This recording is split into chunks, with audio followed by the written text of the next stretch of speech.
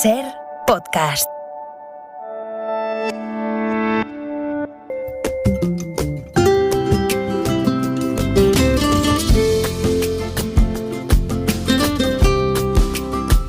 Iniciamos nuevo tramo de radio, nuevo capítulo de nuestro Comando N.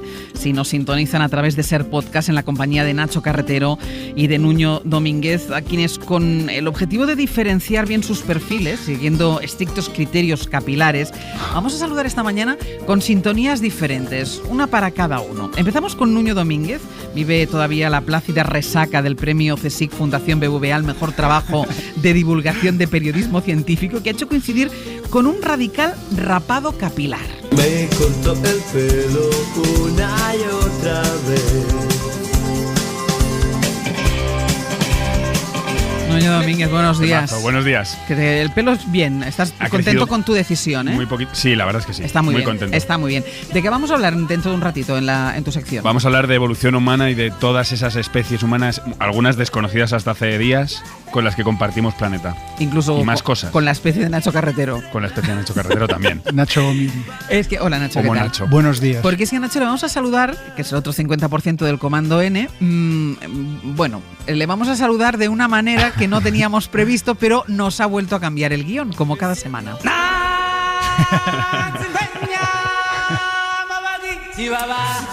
Claro, es la música del Rey León, porque te esperábamos con tu frondosa melena, pero que has traído recogida con una coleta. Un moñito. Un moño. Empiezo a sospechar que Sergio proyecta algo de algo freudiano No con lo el descartes. pelo. No lo descartes. Porque todas las semanas arrancamos con esto y empiezo yo a pensar que Sergio tiene por ahí algo. No lo descartes. Un día tendremos que invitarlo a hablar de peinados. Vista su cabeza. Lo no más por eso lo digo, importante por que eso lo piensa digo. tu madre del moño, no sé si está informada. Bueno, mi madre por lo menos dice, bueno, por lo menos no llevas esos pelos. Claro. Te Bien. queda bien. Tengo que decirte que a ti te queda bien el rapado y te queda bien el Bueno, moño. gracias. No, estáis bien. Poquito Esto a poco sí que es mejoramos. un giro de guión. ¿eh? Esto es un giro de guión. ¿Habéis venido sin mascarilla por la calle o con mascarilla? ¿Sois de los que la mantenéis puesta o...? Yo la llevo bajada porque como estamos entrando y saliendo del metro, de tal, Claro. pues, Bueno, y ahora ahí en el brazo, ¿y tú? Ahora Sí, ¿qué yo pasa? voy sin ella, pues porque por la calle y al aire libre la ciencia ya nos ha explicado que no se contagia y entonces pues no le veo mucho sentido ir al aire libre con Pero mascarilla. no te la dejes en casa, que es un peligro. No, luego al entrar en interior me la pongo siempre. Lo que me llama la atención es que la mayoría de la gente va por la calle con mascarilla. Y mira mal. Bueno, sí, mira No, mal. A mí y cuando entras en un sitio te la quitas. Eso es, Cuando pero entras en un cuando bar... entran en los bares se la Claro. quitan. Entonces por la calle van con la mascarilla como mirándote, pero luego entran y se la quitan como quien se quita una bufanda. En plan, bueno, ya estoy dentro, me lo puedo quitar. Yo ayer entré después de hacer el programa en Radio Barcelona, fuimos a comer algo antes de coger el tren y entré en un bar sin mascarilla, porque por la calle iba sin mascarilla. Y a mí no me dijeron nada, pero la pobre chica que estaba en la entrada controlando a la gente que entraba, oí cómo le pegaba la bronca al encargado porque Sí, me sí. había dejado entrar a mí sin mascarilla. O sea que hay que ir con mucho cuidado con eso. Lo de la mascarilla se ha convertido como Sí. el símbolo de todos los males y todos los bienes. Parece que la Exacto, mascarilla es... Exacto. Bueno, vamos a hablar de fútbol. ¡Gol de España! Y Oyarzábal controla con tranquilidad, con la pierna izquierda, con el interior, al palo corto, anota el quinto de España. Le pega Mbappé para Sommer. Suiza será la rival de España después de realizar la machada de eliminar a la actual campeona del mundo. A ver, 2 partidos, con el tiempo justo de hacer un pipí entre uno y otro. 14 goles, 9 de 10 penaltis convertidos. Seguramente dentro de unos años yo creo que se recordará la tarde-noche de ayer como uno de los mayores homenajes al fútbol que se recuerda. Para empezar, ¿los visteis? ¿Tuvisteis, Nacho? Sí, hacía mucho, pero mucho tiempo, años, que no veía yo 2 partidos de fútbol seguidos. Te los tragaste uno detrás de otro. Uno tras de otro, sin tenerlo planeado además, porque tenía cosas que hacer, pero fueron tan espectaculares que me quedé enganchado hasta el final del último. ¿Y tú? Atracón. Yo cometí el error de irme a dormir después del primer tiempo del Francia-Suiza y me perdí todo lo gordo. Yo también, claro. yo me perdí todo lo gordo. Yo me fui a Pero dormir bueno, con el primer gol de Suiza. El de España me dejó pegado a la tele. Lo O sea, viste entero. Y bueno, la verdad es que orgullo de equipo. La verdad. Claro, La verdad y- es que me llamó muchísimo la atención en el partido de España, sobre todo, que es una cosa que pienso con bastante frecuencia, que es la fuerza y preparación psicológica de los deportistas, de los futbolistas de élite, que además cada vez es un aspecto más importante, que preparan más. Me consta que Luis Enrique además es un entrenador que tiene un equipo de psicólogos detrás brutal. Esa preparación que para llegar a la élite es imprescindible. Ayer me llamó muchísimo la atención y fue creo que muy significativa porque el portero, Unai Simón, se come un gol nada más empezar, y que ese fallo, imagínate, el tipo cómo tendría que estar, te hundes, yo lo pensé mucho todo rato. Un país. Bueno, pues el tío se pasó el partido jugando al pie, tocándola, controlando la pelota, como si estuviera jugando una pachanga con amigos. Luego miraba a Morata, que es un chico que lleva sufriendo las burlas, la presión de un país entero, y el tío en la prórroga le cae un balón y golpea perfecto al balón, que tengo que golpear yo ese balón y bueno, me da un ictus ahí de la presión. Ese gol es sangre fría total. La preparación psicológica ayer como que se vio muy clara en determinadas acciones y me llamó muchísimo la atención la importancia que hoy es tanta como la táctica o la física en el deporte de élite. Y la confianza, porque el seleccionador siempre ha dicho no, yo confío en Morata, son Morata y 10 más, ¿no? Sí, ahí hay un trabajo psicológico. Ahora pues los resultados los recogen. Y luego ves los penaltis del siguiente partido, Francia-Suiza, una ronda de penaltis en un estadio lleno, en una Eurocopa, chavales de 20 años que cogen la pelota y van tranquilamente, la ponen, respiran y la ponen en la escuadra. Y marcan. Digo yo, estos tíos son robots, tienen una preparación brutal. ¿Sois de Luis Enrique o no? ¿Pro o contra Luis Enrique? Ay, es que, claro, como madridista le tengo muchas cosas que echar en cara, pero bueno, creo que está haciendo un buen trabajo. Pero te puede el madridismo, ¿y tú? Bueno, a mí me gusta como entrenador, me gusta mucho. No, su personalidad me entusiasma, pero claro, yo creo que él tiene un rol, que es una especie de... Bueno, él también es un personaje. Exacto, y él hace como ese personaje para proteger a sus jugadores y lo que está demostrando es que funciona. Sí. Los tiene completamente aislados, como enfocados a un punto, que es el juego y competir, y del resto los ha conseguido. Y eso en un torneo de selecciones es tan importante como cualquier otra cosa. ¿Y sois capaces de decir si pasaremos de cuartos? Yo no tengo ni idea. Yo tenía ganas de que ganase Suiza porque pensaba que iba a ser un hueso más fácil de roer, pero visto lo de ayer. Y esta mañana cuando venía en el taxi, venía escuchando la radio y decían que los dos últimos enfrentamientos que hemos tenido contra Suiza, en uno yo creo que ganamos solo 1-0 y en el siguiente empatamos. Es verdad, el Mundial que ganó España perdió el primer partido. Bueno, el primer partido lo perdimos contra Suiza. El Mundial es que ya a estas alturas en estas competiciones, pero pinta que cualquier España rival. Bueno, tenemos mucha Eurocopa todavía por delante, muchas tardes de fútbol, de buen fútbol, de tardes de verano, que eso es muy apetecible. En unos minutos vamos a hablar de lo que el cerebro olvida o de cómo este nos engaña imponiendo una versión que tal vez no es exactamente lo que nos sucedió. ¿Tenéis la sensación de esto, de que el cerebro hace limpieza y olvida lo que no queremos recordar? Mucho, y ¿Sí? nos engaña, nos hace tener falsos recuerdos, ¿no? Recuerdos que nosotros recordamos algo de una forma y luego resulta que no fue tan así. ¿Y tú? Bueno, a mí me tiene esto hasta preocupado. Yo me olvido de muchísimas cosas, pero yo creo que es, y ahora le preguntaré a Nuño y al experto, es porque no presto atención. Y cuando no prestas atención a las cosas, luego no. Pero si ya te lo dije, no, a mí no me lo dijiste. Exacto. Me pasa muchísimo esto. Pues una conversación tuya y mía, al cabo un espectáculo, ¿no? Un espectáculo. Nuestros oyentes, venga, 900, 100, 800. Les pedimos a todos ustedes su opinión. ¿Son de los que olvidan con facilidad? ¿Su cerebro les engaña? ¿Qué tipo de recuerdos son los que olvidan? 900, 100, 800. Vamos a hablar de los recuerdos. ¿Olvidan? ¿Recuerdan las cosas? ¿Olvidan lo malo? ¿Se quedan con lo bueno? Vamos a hacer una pausa y enseguida nos ponemos a ello en compañía de Ignacio Morgado, que es catedrático de psicobiología y uno de los mayores expertos del mundo en el cerebro.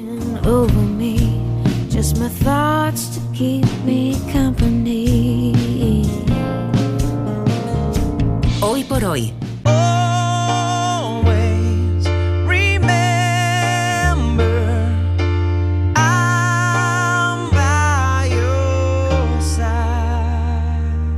Seguimos en compañía de nuestro Comando N con Nuño Domínguez, con Nacho Carretero, con quienes vamos a hablar durante los próximos minutos de cómo nuestro cerebro crea recuerdos y emociones como los que ha generado este largo tiempo de pandemia. Porque claro, es una curiosidad, ¿eh? ¿Cómo va a recordar nuestro cerebro una época como esta? Porque en general somos de olvidar los sucesos y hacemos prevalecer las cosas más agradables.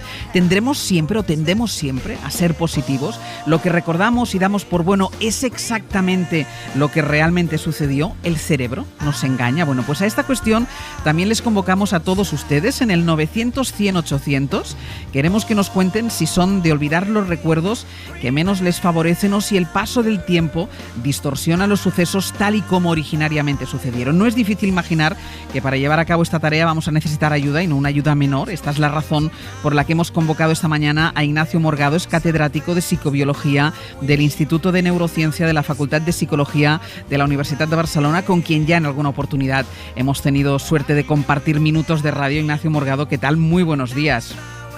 Hola Ángels, buenos días, una vegada més con vosotros, una vegada més. Una vez más con vosotros y con mucho gusto. Ignacio, ¿las cosas son como ocurrieron o como las recordamos y se las contamos a los demás?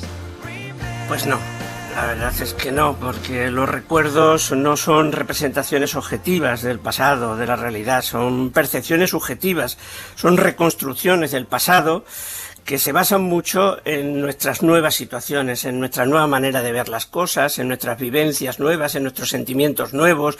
El pasado lo recordamos siempre adaptándolo al presente y muchas veces lo que recordamos llega a ser más lo que nos gustaría que hubiera pasado que lo que en realidad pasó. Claro, iba a decirle, lo adaptamos a lo que nos a lo que nos favorece, ¿no? De alguna manera, que sea un recuerdo más feliz que infeliz, por ejemplo.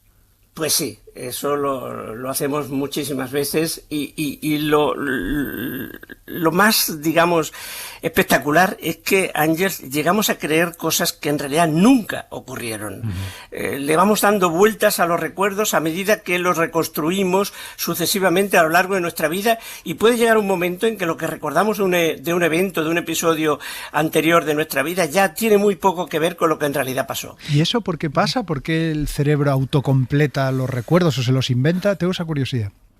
Bueno, hay una cosa muy especial en la memoria biológica que no tiene nada que ver con la memoria electrónica. La memoria electrónica, esa que tenemos en los discos duros, pues son memorias que se van grabando, se va llenando el disco duro. Cuando el disco duro está ya lleno, ya no se pueden meter más memoria, a no ser que borremos alguna antigua.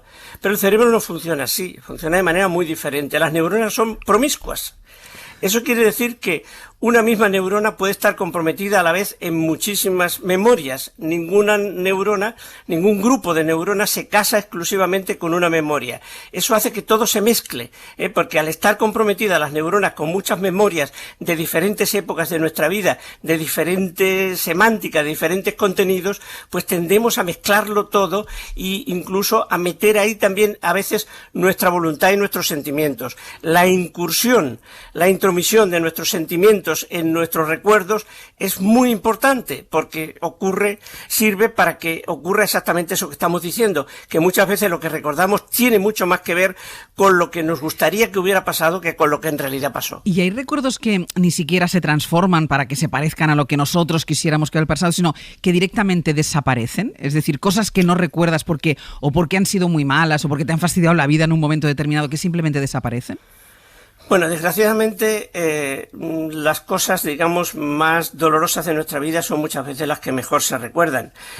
También las mejores cosas que nos han pasado en nuestra vida, porque uno de los elementos críticos que tiene el cerebro humano para seleccionar lo que recordamos y por exclusión lo que olvidamos son las emociones. Aquellas cosas que nos emocionan son las que mejor recordamos y las que no nos emocionaron, pues no las recordamos. ¿Y eso por qué? Pues porque normalmente las cosas que nos emocionan son las cosas que son importantes para cada uno de nosotros. Y seleccionando el cerebro lo que nos emociona, en realidad lo que está seleccionando para la memoria, para el recuerdo, es aquello que es importante para nosotros. Y podemos tener recuerdos que ni siquiera por una edad temprana, es decir, cosas que te han explicado tantas veces que tú crees que lo has vivido. Cuando un padre te recuerda, es que un día fuimos a la montaña y te caíste, no sé qué, y te lo han dicho tantas veces que tú te ves cayendo por esa montaña. Absolutamente, eso ocurre continuamente en nuestra vida, no únicamente con lo que nos han dicho, sino con las mezclas que después nosotros hacemos, porque la mente humana, basada siempre en el cerebro, la mente surge, digamos, del trabajo del cerebro, pues es un sistema funcional, y eso significa que todas sus partes están interrelacionadas. Entonces, claro, cuando recordamos algo, estamos incluyendo en nuestro recuerdo, pues en primer lugar, como digo, nuestras emociones, pero también nuestras percepciones, aquello que estamos viviendo en cada momento, las experiencias que estamos, digamos, que nos están condicionando nuestra vida en el momento en que recordamos. Es decir, realmente la memoria es un constructo extraordinariamente complejo y extraordinariamente imaginativo y sobre todo muy, muy, muy subjetivo. Ignacio, y esto entiendo que como es tan subjetivo es difícil contestarlo, pero ¿tú crees que a nivel colectivo, esa memoria colectiva que vamos a tener de la pandemia, cómo va a ser? Y luego tengo otra pregunta. ¿Tú crees que vamos a vivir una euforia, esos años 20 que todo el mundo habla, hasta la publicidad ya está hablando de los felices años 20? Nacho. Nuño. Eres Nuño. Nacho, voy pues ahora yo entonces, con una pregunta menos compleja. Entonces, Nuño, déjame también felicitarte a ti, a Patricia, y a todo el grupo de materia por el premio al CSIC y de la Fundación BBVA. Muchas gracias. Comunicación científica, ¡ay, qué bueno que sois! Bueno. Vale, ya está. Ahora ya puedes contestar. Bueno, pues vamos a ver. A mí lo que me preocupa mucho de la pandemia en relación con la memoria es el estrés postraumático. Porque muchas de esas personas que han estado en situación difícil, por ejemplo, en una UCI, pueden acabar teniendo estrés postraumático. Es decir, unos recuerdos, unas memorias de miedo invasivas que les pueden producir a lo largo de la vida que sigue, pues toda una serie de pensamientos, sueños, nerviosismo, estrés, etc. Algo parecido a eso que le ocurre a un soldado que vio morir en combate a sus compañeros, a una mujer que ha sido violada con violencia, el estrés postraumático. Y me preocupa porque mucha gente ha caído en esas situaciones de UCI completamente, digamos, dolorosas, ¿no? Y no tenemos todavía un remedio claro en neurociencia y en psicología clínica para el estrés postraumático. Lo demás, lo que no sean estrés de ese nivel, pues lo vamos a superar bien. Todos hemos tenido que cambiar nuestra vida con la pandemia, hemos tenido que darle vuelta a muchas situaciones, estar mucho más encerrados de lo que nos gustaría, ver a menos amigos de los que nos gustaría, prescindir de abrazos, de besos, etcétera, que son tan importantes para todos nosotros en nuestra vida. Pero eso lo vamos a superar bien, entre otras cosas, porque esos besos perdidos, esos abrazos perdidos, ahora los vamos a recuperar con creces. Pero quien haya pasado una mala situación lo va a tener muy difícil si cae en estrés postraumático. Pero quien no haya pasado una mala situación, también modificaremos el recuerdo de la pandemia, entiendo, ¿no? Que al final, sí. Con los años, cuando la recordemos, la adecuaremos a, bueno, aquello que hemos imaginado. Yo qué sé, habrá gente que en el confinamiento habrá sido no tan feliz como se imagine años después, ¿no? Exacto, volveremos a mezclarlo todo, volveremos a tener recuerdos promiscuos, cosas que ocurrieron mezcladas con cosas que realmente no ocurrieron, sentimientos positivos con sentimientos negativos. Así es la memoria, absolutamente promiscua, variada, inclusiva, etcétera. Y ahora la pregunta menos inteligente de Nacho. Sí, yo tengo una pregunta muy, muy obvia, pero que no tengo respuesta. ¿Por qué no lo recordamos todo? ¿Es porque el cerebro no tiene capacidad? ¿Es porque lo discrimina de una manera a propósito? ¿Por qué algunas cosas sí las recordamos y otras desaparecen completamente de nuestra memoria? Y en todo caso, ¿por qué hay gente que recuerda bastante y otros, como es mi caso, como nuestro caso, como el de Ángeles, no recordamos casi nada? Sí. En primer lugar, es buenísimo que no recordemos todo. Porque precisamente al ser las memorias promiscuas y teniendo como tenemos 80.000 millones de neuronas en nuestro cerebro, la capacidad que tiene el cerebro humano de recordar cosas es tan impresionante que si recordáramos todo lo que nos ha pasado en nuestra vida, nuestra mente sería un barullo de impresiones y de sensaciones difícil de manejar. Lo que ocurre, creo que ya lo habéis dicho muchas veces, no es que falle la memoria. Una de las cosas que más falla es la atención. Yo muchas veces les digo a mis alumnos, eso que me dices no se te ha podido olvidar. Y el alumno me dice en los exámenes orales que yo hago, profesor, que sí, que yo esto me lo sabía, que de verdad que se me ha olvidado. Le digo, imposible. Y entonces ya, al cabo de un rato, cada uno con la suya, acabo diciéndole, mira, hay una cosa en la vida que no se puede olvidar nunca, y es lo que nunca se supo. Eso no se puede olvidar. Y es que muchas veces memorias que queremos recordar, no podemos recordarlas porque nunca se formaron, porque no prestamos atención. No sé si ha sido Nacho o Nuño quien lo ha dicho anteriormente. Eso es una realidad como un templo. Cuando llegamos a una determinada edad, yo diría que a partir de los 50 años, todos empezamos a preocuparnos.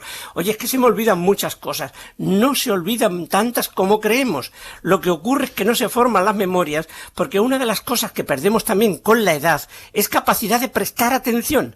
Cuando somos jóvenes tenemos mucha más capacidad de atención. Cuando somos mayores tenemos que hacer esfuerzos para atender a lo que queremos recordar.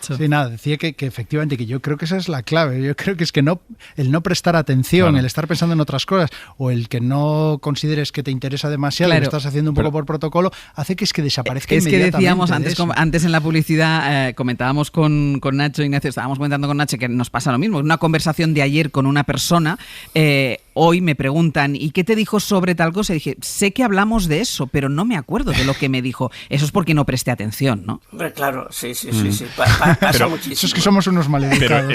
Pero el lado bueno, Ignacio, supongo que es que podemos cambiar esa supuesta mala memoria que realmente es déficit de atención. Claro, es decir, prestando atención. Aunque seamos mayores y ya nos empieza a fallar la cabeza. Sí, absolutamente. Sí. Mira, yo una de las cosas que hago ahora, recientemente, que ya soy mayorcito, ¿no? Pues es cuando veo una serie de televisión, una película, etcétera, presto mucha más atención que antes, desde el principio, a los nombres de los personajes. Yeah. Porque si no prestas atención, no los retienes. Uh-huh. Y entonces llega un momento en que estás confundido a lo largo de la película o de la serie. Entonces hay que prestar mucha más atención, sobre todo a aquello que nos interesa. Lo que no nos interesa no hace falta prestar tanta atención. Digamos que la capacidad la tenemos, que si nos esforzamos y ponemos de nuestra parte, la memoria mejora.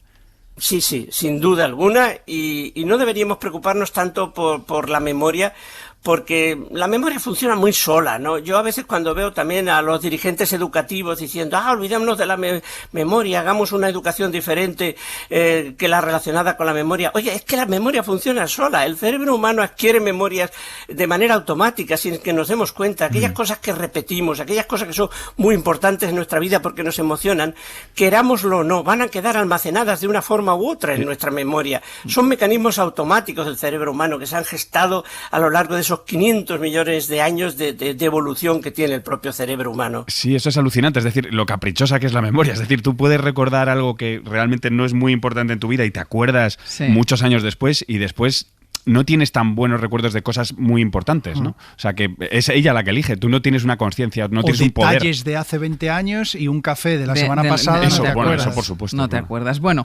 Ignacio, como siempre, muchísimas gracias por haber estado con nosotros. Nosotros te recordamos, que conste. Bueno, yo también lo recuerdo a vosotros. Recordaremos esta no digas entrevista. eso de que soy uno de los mejores neurocientíficos del mundo, porque luego me pones en compromiso con mis compañeros. Soy un neurocientífico modesto, español, que transmite mucho conocimiento precisamente de otros neurocientíficos que son mucho mejores que yo. Para nosotros eres muy bueno. Si no, no te llamaríamos tantas veces. Dejémoslo ahí. Para nosotros eres muy bueno. ¿Vale?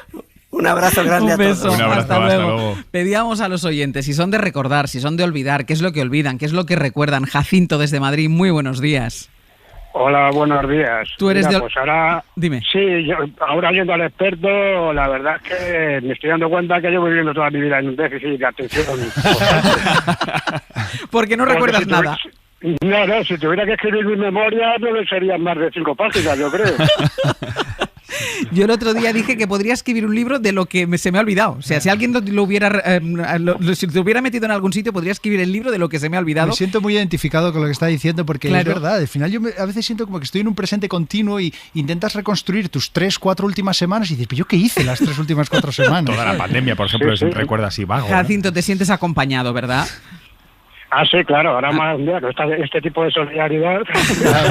Asociación de afectados podríamos montar. Jacinto, muchísimas gracias. Un beso. Un beso, gracias. Hasta luego. Fernando desde Sevilla, muy buenos días. Hola, buenos días. ¿Tú eres de recordar, de olvidar? A ver. De olvidar, además es un problema lo que le decía a su compañero. Tengo un problema porque es como la pelea constante con mi novia, porque ella siempre se acuerda de todo y yo nunca me acuerdo de nada. Entonces siempre está como enfadada conmigo porque nunca me acuerdo, y ya también temo que ella juegue con mi memoria y que diga cosas que han pasado y como yo nunca me acuerdo, siempre tiene la excusa de sí, eso ha pasado. Entonces ya es como un constante. Pero también te has dado cuenta que es déficit de atención. A lo mejor es que le prestas poca atención, ¿eh? Pero es raro porque soy actor y, por ejemplo, nunca tengo problemas para aprender textos. De hecho, tengo facilidad, pero para lo que son cosas cotidianas, después se me olvidan con mucha facilidad. Porque tienes el cerebro volcado en aprenderte los guiones. También en la publicidad, Fernando, estábamos hablando de esto, que es verdad que para nuestro trabajo, yo también que estoy todo el rato aquí delante del micrófono, sí tenemos memoria, y en cuanto en mi caso, cuando desaparece el pilotito rojo, se me olvida absolutamente todo. La verdad es que esto nos delata, todo. Sí. Nos delata porque lo que nos olvidamos es lo que no prestamos atención, y está claro que las cosas que nos olvidamos. Creo que hemos perdido unos cuantos amigos. Pero eso no es tan fácil de decirse a la pareja, que no le prestes atención. Claro. Mejor que no se lo digas. Un beso, Fernando. Venga, hasta luego. Y Teresa desde Madrid, muy buenos días. Hola, Ángel. ¿Tú eres de recordar o de olvidar?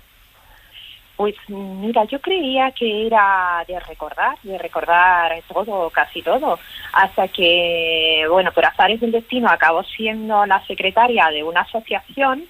Bueno, pues hacemos nuestras reuniones de junta directiva, de socios, asambleas y demás, Sí. y entonces pedimos permiso para grabar, para poder tener luego un documento que me permita hacer las actas. Y bueno, ¿cuál es mi sorpresa cuando vuelvo a escuchar lo que se dijo en esa reunión y me doy cuenta de que más del 80% de las cosas se me han olvidado? Me he quedado con 2 cosas o 3 cosas básicas, pero los detalles, bueno, todo eso se me ha olvidado. Entonces, menos mal que últimamente se graban, de verdad. Porque si no, Teresa, lo que nos decía el experto, tenemos que prestar más atención de la que prestamos. Muchísimas gracias.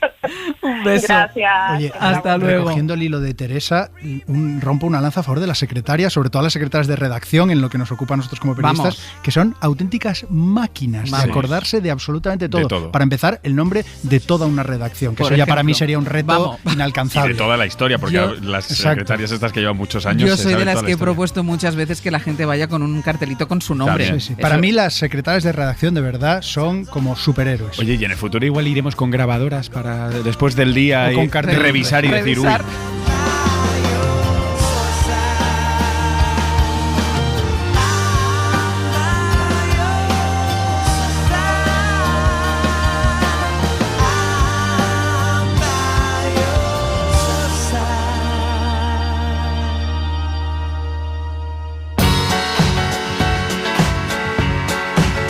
En la cadena SER.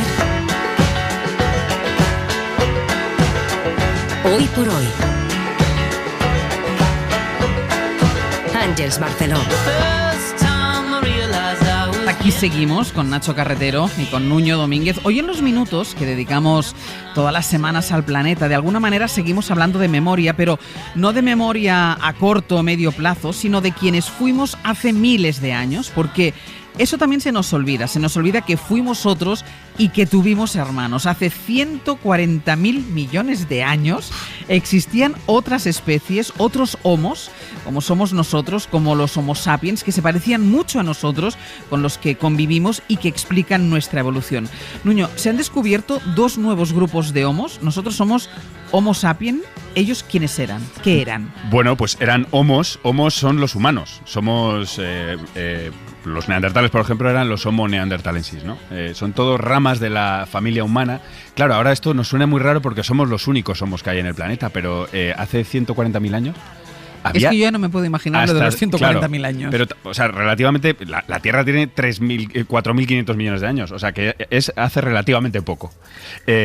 Había hasta 7 especies diferentes de humanos dando vueltas por el planeta y con algunas de ellas nos encontramos. Tuvimos sexo y tuvimos hijos. Y lo mejor de todo y lo más interesante, que ahora lo hablaremos con la experta, es que nos quedamos con esos hijos. Tanto los sapiens como los neandertales, por ejemplo, cuando nos encontrábamos, cuidaban de esos hijos como si fueran propios. Y eran mestizos, imaginaros, otra especie humana. Esta gente sí que era diferente, muy diferente a nosotros. Bueno, o bastante diferente. Iba a decir, ¿en qué nos físicamente. parecíamos o en qué nos diferenciábamos? Bueno, todos teníamos el mismo planteamiento, es decir, bípedos, cazadores-recolectores, grupos, tribus.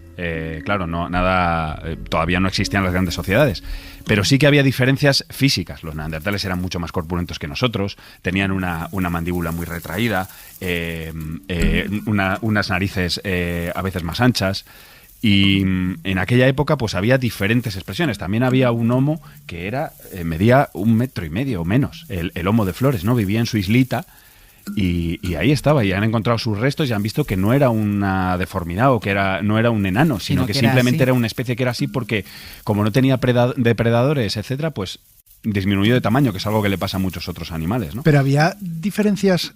O sea, quiero decir, lo que diferencia a las distintas especies de Homo no son rasgos, como por ejemplo actualmente entre los Homo sapiens, rasgos que vienen por la dieta, por el clima, por las latitudes. Aquí había ¿Qué es lo que diferencia una especie de otra? Bueno, aquí hablamos sobre todo de diferencias de volumen cerebral y de cráneo, es decir, y de esqueleto, es decir, son diferencias más impresas en el plano general de lo que es un ser humano, ¿no? por ejemplo, esa corpulencia o los rasgos faciales eran bastante diferentes. ¿Tú te darías cuenta si se te sienta un neandertal enfrente en el metro? Me ha ocurrido. Te darías cuenta. También. Y no hace falta que vayas en el metro. Mira, vamos a saludar a la experta, que es ni más ni menos que María Martinón, es paleoantropóloga. Ella ya nos ha ayudado a conocer nuestro pasado en otras ocasiones. Ha estado en el equipo del descubrimiento del Homo de Israel, del que nos hablaba Nuño, y nos acompaña desde Radio Castilla de Burgos. María, ¿qué tal? Muy buenos días. Muy buenos días, encantada de estar aquí con vosotros. Y nosotros de que nos instruyas, como siempre. A ver, María, hemos conocido estos últimos días 2 nuevos tipos de homínidos, de homos. Empezamos con el encontrado en Israel. ¿Cómo es? Pues mira, el que hemos encontrado en Israel es una población para nosotros novedosa, no sabemos realmente si es una especie nueva o no, pero desde luego tiene un aspecto que no hemos encontrado todavía en ningún otro fósil, y podríamos decir que es un antecesor de los neandertales, pero con una serie de características más primitivas que encontraríamos habitualmente en poblaciones asiáticas, como el Homo erectus. Tiene un cráneo muy aplanado, grande pero aplanado, y sin embargo la mandíbula, que comentaba antes Nuño, una mandíbula retraída, con unos dientes muy característicos, es más parecido a lo de los neandertales. Y entonces esta combinación singular, que aparece además en un lugar tan importante y estratégico en nuestro mapa, ¿no?, que es el Oriente Próximo, ese cruce de caminos entre poblaciones, de contacto entre diferentes culturas, entre diferentes especies, pues nos hace suponer que podríamos estar en la población que dio lugar a nuestros tan queridísimos y extinguidos neandertales. O sea que el origen de esos neandertales estaría pues fuera de Europa, sino en este lugar del planeta. ¿Y estas conclusiones se sacan solo con el estudio del cráneo? ¿Lo que habéis estudiado es el cráneo? En este caso hemos estudiado el cráneo y una mandíbula bastante completa y los dientes, lo que se conserva de los dientes. Particularmente los dientes es una parte del registro fósil muy útil porque tiene una serie de características, así aunque parece que todos son iguales, no lo son, sino que cada uno de esos rasgos, arrugas y crestas que tiene son altamente hereditarias, entonces es como si tuvieras un poco un paralelo del genoma, ¿vale? No podemos siempre conseguir ADN de fósiles tan antiguos, pero sí podemos analizar y comparar esos rasgos que de alguna manera están reflejando un parentesco genético y viendo esa combinación de un toque asiático parecido al Homo erectus, pero ya características más típicas de los neandertales, podemos tratar de ubicarlo en el árbol familiar. He oído que lo habéis llamado el fósil Eureka, ¿no? Porque es la pieza que os faltaba ¿para qué? Pues mira, es que llevamos muchos años trabajando en un poco descubrir cuál es el escenario evolutivo. No se trata solo de saber quién es quién, ¿no? Nos interesa saber, como cuando viene alguien nuevo a la familia, ¿no? Que lo escudriñamos, así sea un nuevo nacimiento o sea un cuñado nuevo, ¿no? Lo vamos a analizar, lo vamos a escrutar como diciendo, de dónde viene, a qué se dedica, a quién se parece, es uno de los míos, no lo es. Entonces, en este caso nos interesaba mucho no solo ya clasificar y poner los fósiles dentro de cajones, ¿no? Y decir, le pongo este nombre, sino saber cómo se relaciona con nosotros. Y llevábamos mucho tiempo proponiendo aquí pues en el grupo de Atapuerca y aquí en el CENI en Burgos que realmente el origen de los neandertales no estaba en la propia Europa donde ellos vivieron y florecieron, sino que creíamos realmente que estaba fuera de Europa, en particular en el Oriente Próximo. Y decimos que es un fósil Eureka porque realmente cubre ese vacío, ¿no? Teníamos una hipótesis a la que le faltaba encontrar precisamente el cuerpo, ¿no? Que dice, pues aquí tienes un buen ejemplo de esa población ancestral que dice que el foco quizá de atención que hasta ahora habíamos puesto siempre en África como el origen de todas las especies prácticamente que conocemos, pues en este caso ya no está en África, sino que está fuera de África, y precisamente pues en esta tierra de nadie y de todos, ¿no? No es difícil saber si el Oriente Próximo es África, es Asia, ¿no? Esa idea que tenemos de las fronteras, que ya no son las fronteras actuales, ¿no? Políticas, sino que es un lugar un poco de cruce de especies. ¿Y está claro que nos cruzamos con ellos? Pues mira, clarísimo, y es muy emocionante porque lo vemos en la genética, es decir, no solo en la genética que podemos extraer de los fósiles, sino en nuestra propia genética, porque gracias a que neandertales y sapiens cuidaron de su descendencia, de esos niños que, como comentaba Nuño, pues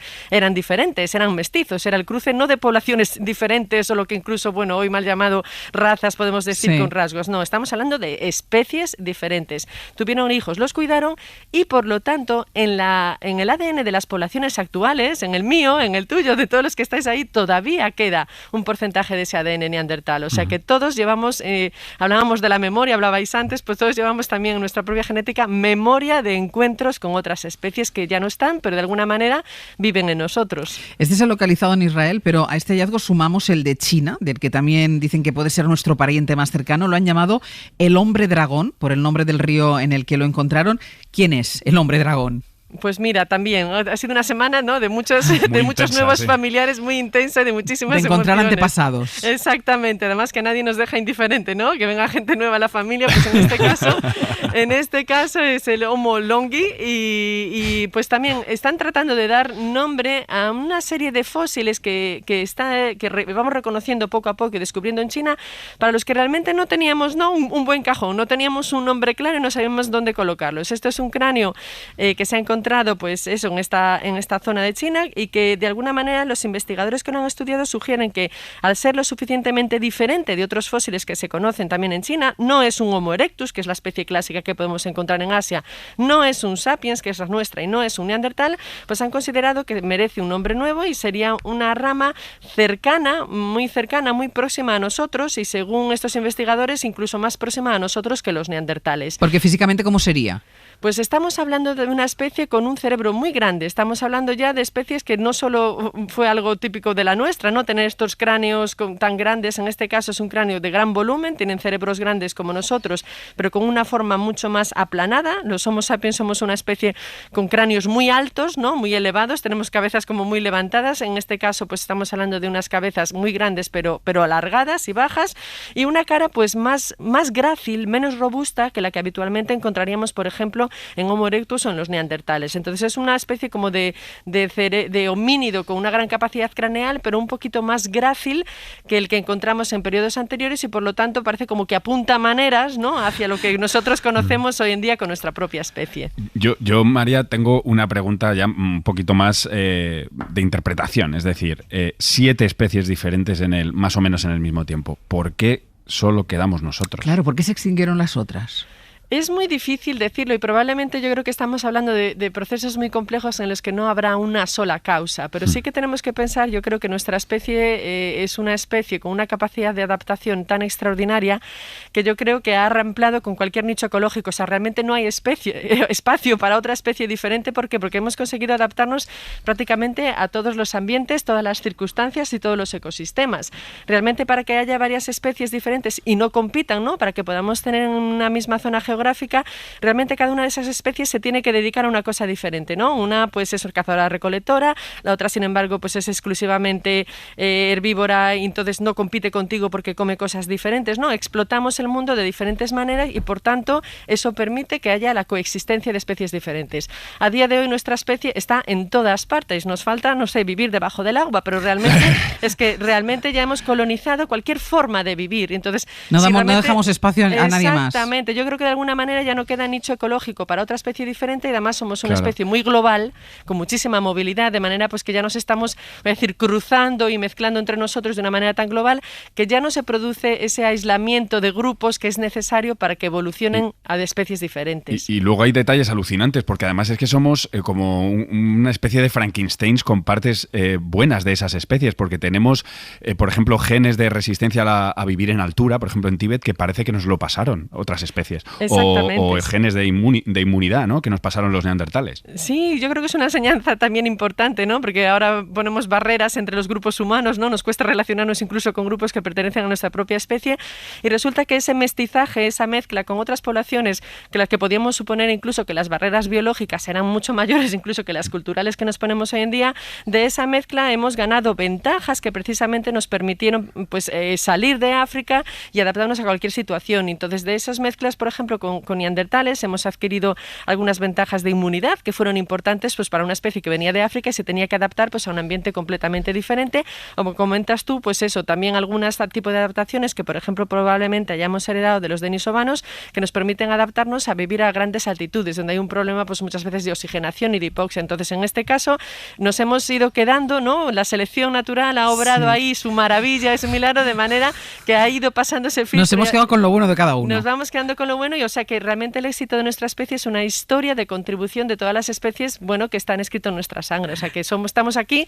gracias también a los que no están. María, en antropología, cada vez que hay un nuevo descubrimiento, se reescribe de alguna manera la historia. ¿Qué deberíamos reescribir después de estos 2 nuevos hallazgos de los que hemos hablado? Bueno, yo creo pues que el tema de la diversidad, ¿no?, la riqueza de la diversidad, lo importante es saber que, bueno, que es verdad que a día de hoy somos la única especie que queda, pero que estamos hechas, ¿no?, como decía Nuño, pues un Frankenstein de muchas especies, y que es precisamente de esa diversidad donde biológicamente nos hicimos más fuertes, y voy a decir que ahora también culturalmente nos podemos hacer más fuertes si en vez del aislamiento, que es el que muchas veces te puede llevar a la extinción o al empobrecimiento incluso genético de una población, pues aquí la diversidad del pasado pues ha sido nuestra clave de éxito. Yo me quedo con la duda rápidamente. ¿Por qué sabemos, bueno, por qué sabéis, voy a saber yo, pero por qué sabemos que son especies distintas? ¿Qué es lo que nos permite aseverar que son especies distintas y no que las diferencias pues respondían a que vivían en latitudes distintas o tenían dietas o climas distintos? Mira, eso estoy completamente de acuerdo contigo. Una cosa es que, por ejemplo, con el homínido que hemos encontrado en Israel no lo hemos nombrado una nueva especie porque no tenemos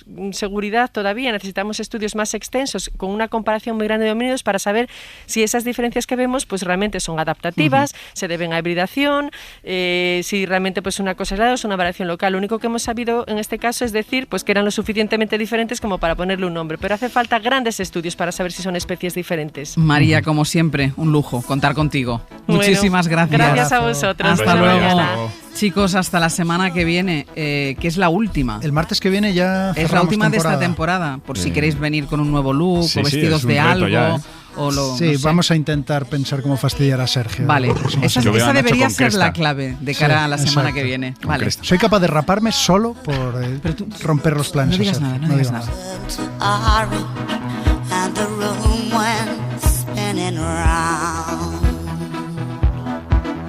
At the age of 37, she realized she'd never ride through Paris in a sports car with the warm wind in her hair. Hoy por Hoy Magazine.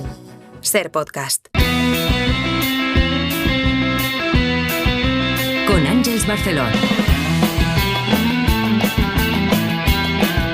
Sí, hoy es martes, pero como somos dueños de una máquina del tiempo, nos podemos plantar ahora mismo en lunes, en cualquier lunes pasado, con romanos, con griegos, Napoleón, Calígula o con María Antonieta, porque esto es lo que hacemos en nuestras clases semanales de historia con el profesor Javier Traité, viajar al pasado y revolverlo un poquito. Javier Traité, muy buenos días. Hola, muy buenos días, Ángel. Hoy veo en el guión que nos ponemos el bañador. Pues sí, sería lo suyo, ¿no? Seamos sinceros, yo creo que en general todos preferiríamos estar ahora mismo pegándonos un chapuzón, ¿no? Que no trabajando. Da igual dónde, en el spa, en el mar, donde caiga nos viene bien. Y no es un gusto de ahora, ¿no? Aquí nos has explicado ya sobre los baños y termas del pasado, también sobre la natación, el disfrute de las playas, que no es que se inventara este disfrute anteayer.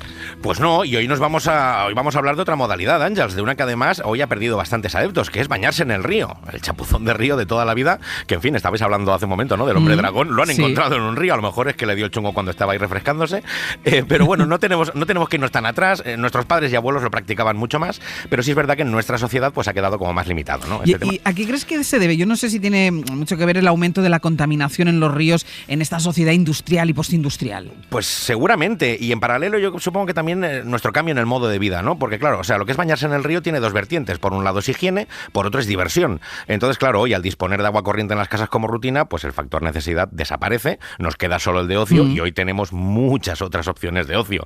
¿Y por qué no decirlo? Yo también creo que quizá nos hemos vuelto un poco maniáticos y asquerosetes, ¿no? Que si no es un agua 100% cristalina con su cloro, ya es un poco de, a ver si me muerde un pez, casquete pisar el fango, si me sale un bicho, para muchos no funciona eso. Pero por lo que dices de todas formas, seguro que en el pasado funcionaba de maravilla. Pues sí, funcionaba estupendamente. Cuando estudiamos historia y vemos que la mayoría de ciudades siempre se levantan junto a ríos, siempre pensamos en el factor económico, ¿no? El riego de los campos, el transporte, las lavanderas, el agua potable, pero nos dejamos algo muy básico, que es el maravilloso spa natural que un río supone para todos los vecinos. El poder bañarse, limpiarse, divertirse y refrescarse gratis, al lado de casa y con los amigos del pueblo. En fin, es fantástico, ¿no? Esto es algo que todos debían disfrutar, sobre todo los jóvenes, y en ocasiones se podía convertir incluso en un símbolo de contestación. Fíjate, Ángels, lo que ocurrió en Antioquía en el año 387.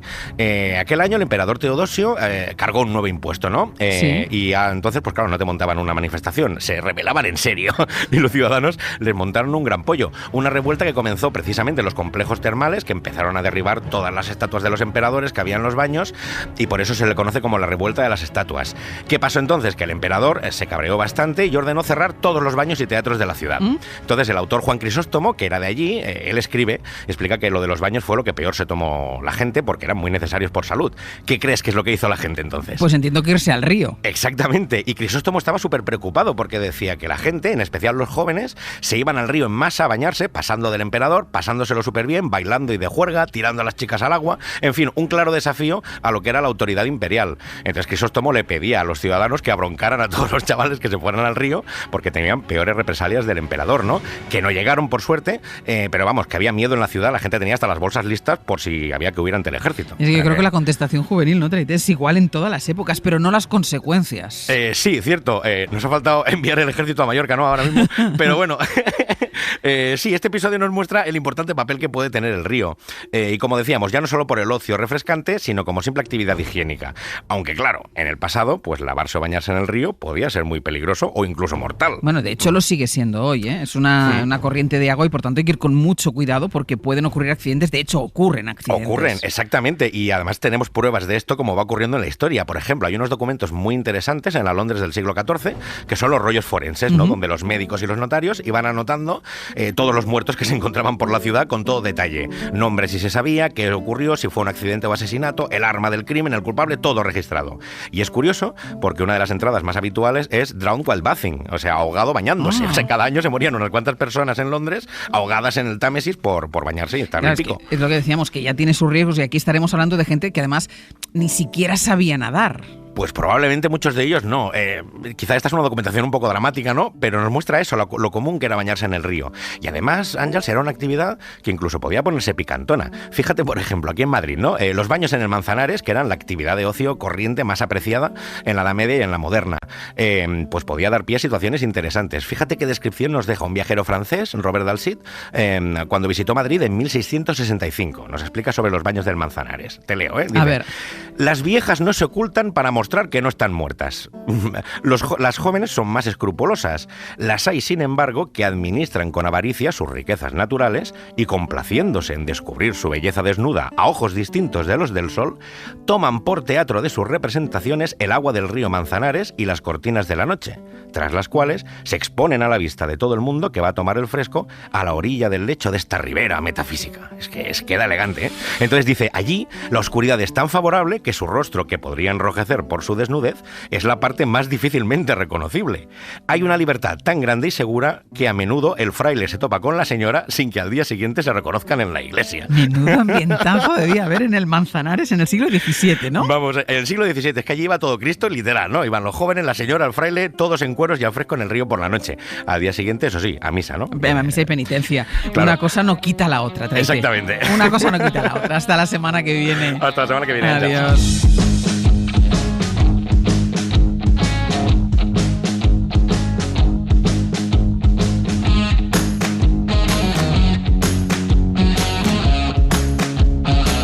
Hoy por hoy.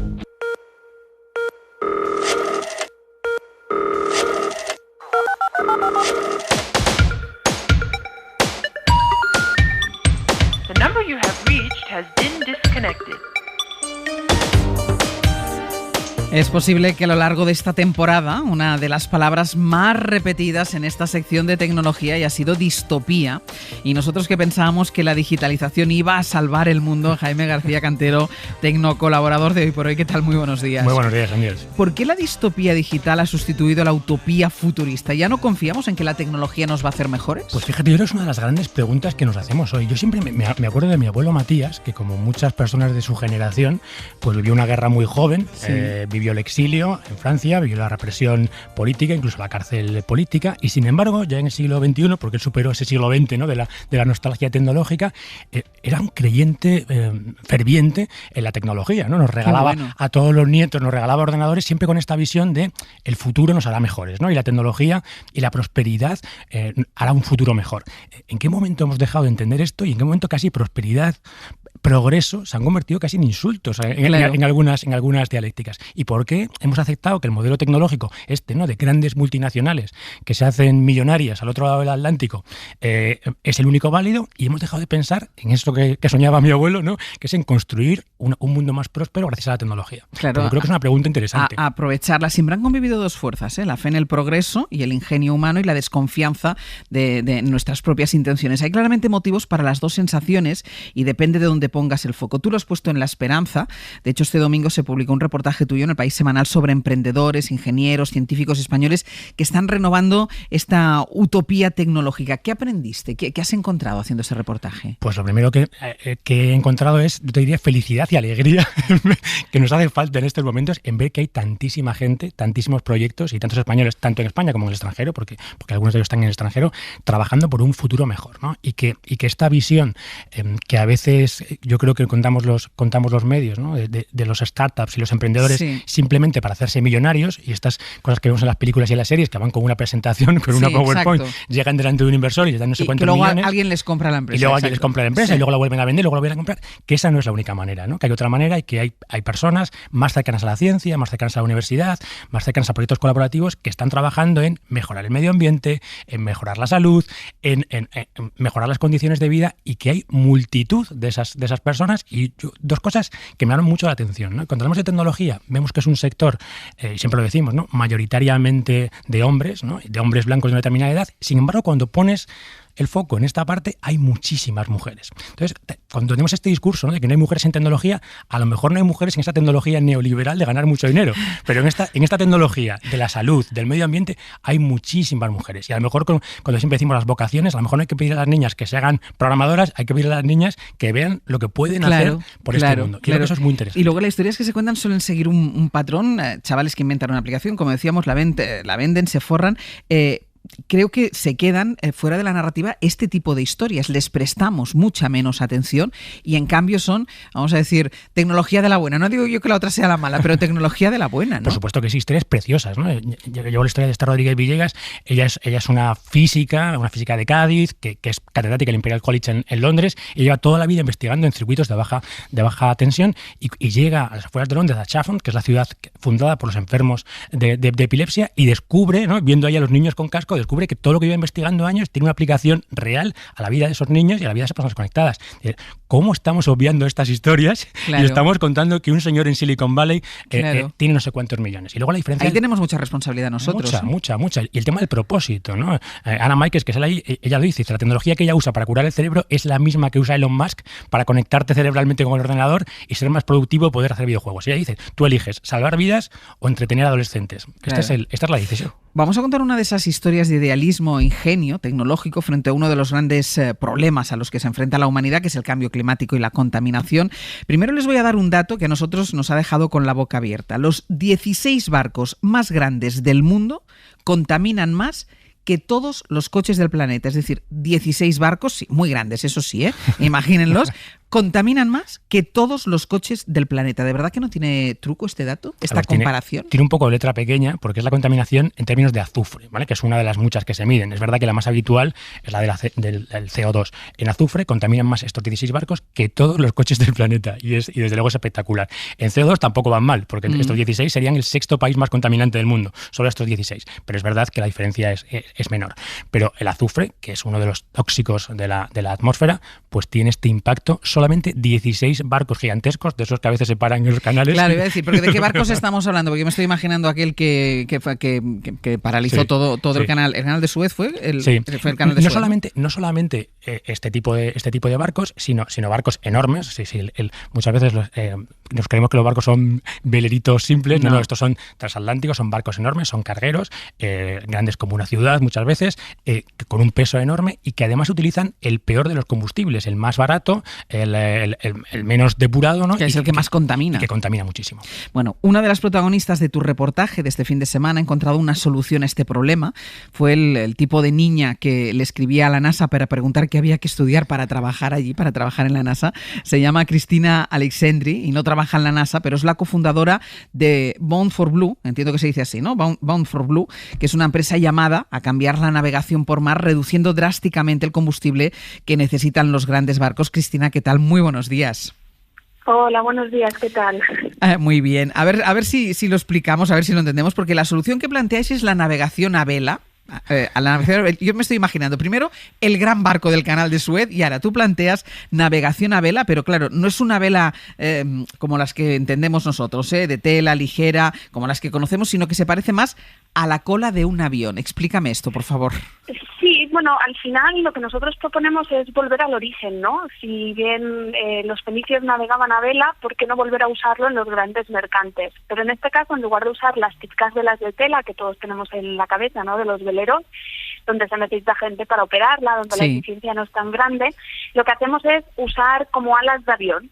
Con eso lo que conseguimos es maximizar el empuje y conseguir velas no solo que sean capaces de empujar a la embarcación y dar ese ahorro, sino que a la vez tengan un retorno atractivo para el cliente, ¿no?, para el armador. En este caso, decías, el barco que se quedó atracado en el canal fue un portacontenedor. Nuestra solución no se puede integrar en portacontenedores, pero solo representa el 12% de la flota mundial, así que bueno, aproximadamente el 85% de todos los barcos puede integrar nuestra solución, prácticamente toda la flota. Casi todos los barcos que encontraríamos navegando, entiendo que cruceros, por ejemplo. Sí, claro, todo el mundo tiene en mente eso, ¿no? Portacontenedores y cruceros, que es lo que vemos en puerto. Cruceros pueden integrar nuestra solución, pero la mayor parte de la flota de barcos son barcos que llevan líquidos, como tanqueros, quimiqueros, petroleros, y luego barcos que llevan tema todo a granel, ¿no? Como, yo que sé, pues por ejemplo, cemento, grano, graneleros, ¿no? Esa es la mayor parte de la flota mundial que tenemos. Y al margen de la lucha contra la contaminación, también habría a lo mejor un tema de ahorro, ¿no? El combustible es mucho más caro. De esta manera se ahorrarían dinero.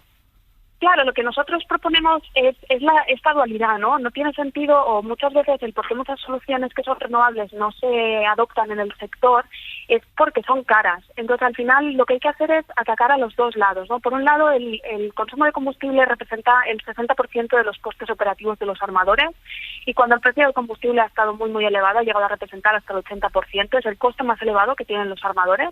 Y luego, por otro lado, está la aparición de nueva regulación medioambiental, a partir de la Organización Marítima Internacional, que les obliga cada vez a ser más sostenibles, ¿no? Entonces, cada vez el coste de combustible para ellos representa más, porque tienen que usar combustibles más limpios, y cada vez para cumplir con esta regulación, ¿no? Entonces, al final lo que hacemos es eso, reducir el coste de su factura y les ayudamos a ser más sostenibles, ¿no? Pero a pesar de esta regulación que les obliga a ser más sostenibles, sí que es cierto, ¿no?, que el transporte marítimo, el barco, sigue siendo uno de los transportes más contaminantes.